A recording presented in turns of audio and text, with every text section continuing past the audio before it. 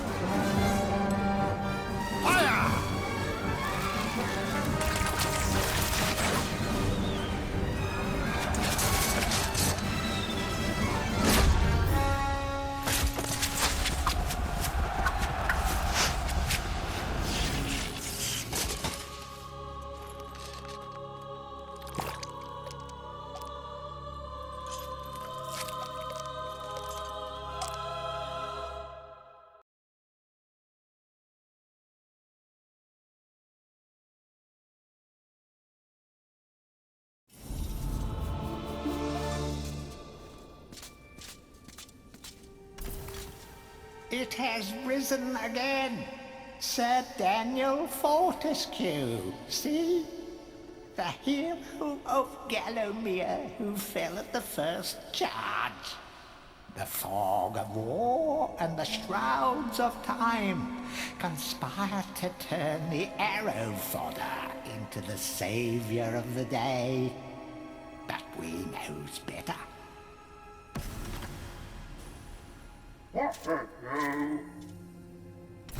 Let it alone. Fate has given it a second chance. A chance to forget the ignoble truth. A chance to defeat Zarok and live up to the legend. We hopes it does well.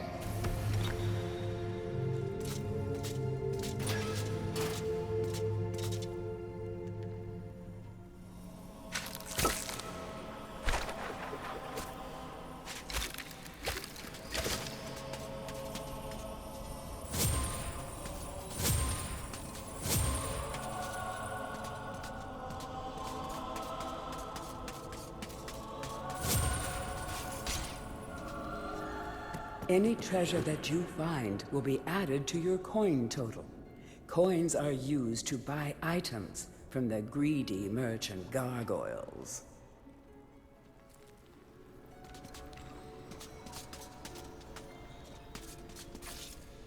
You must be out of shape after 100 years lying on your back. Use the Crypt to get to grips with your new lease on life.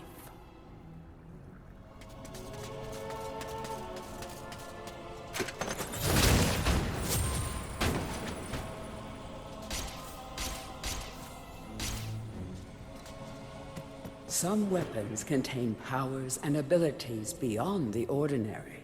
Be sure to test every weapon to discover their secondary abilities. Some weapon abilities are immediate, and some may need a bit of time to charge before they realize their full potential.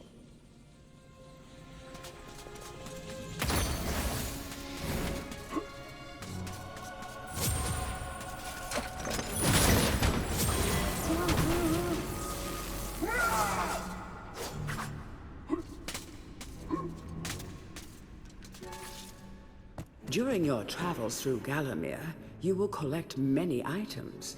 To see your items or to use one, review your inventory. In it, you will also find your Book of Gallowmere, which will keep a record of the denizens you've encountered and bestow you with keen insights that only a disembodied voice could provide.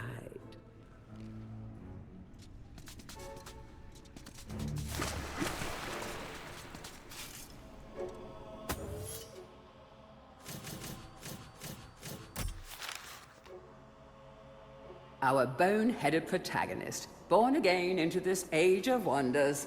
In life, he was just the worst. A coward, a cheat, a philatelist, or was it a philanderer? I don't recall. But either way, he seems to have woken up different. Perhaps he can redeem himself.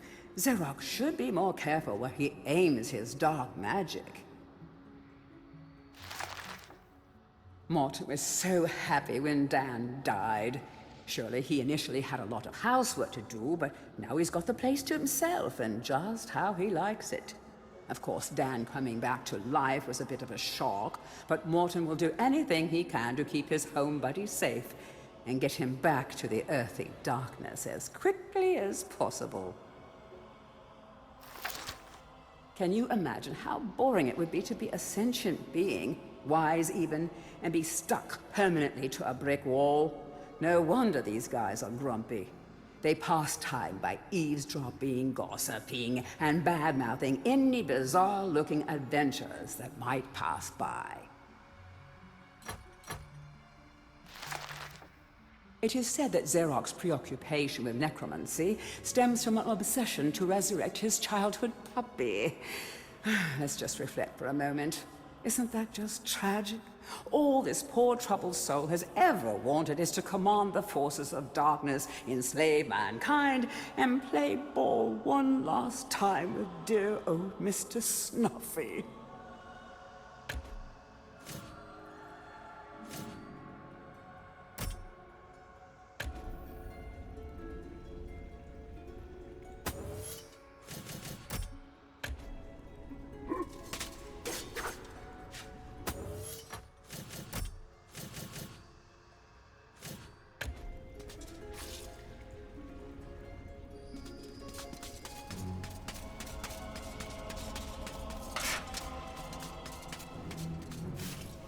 When you're ready to leave this crypt, you'll find an exit at the end of the hall.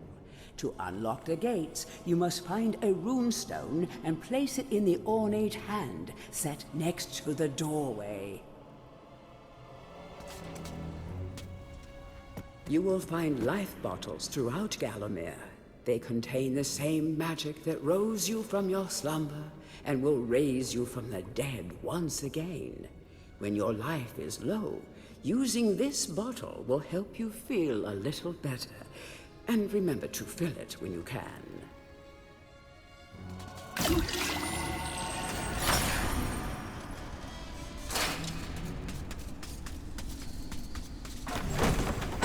Track down Xeroc by retracing his diabolical odyssey through Gallowmere. You can spot the exits from an area by looking out for his stinking trail of magic slime.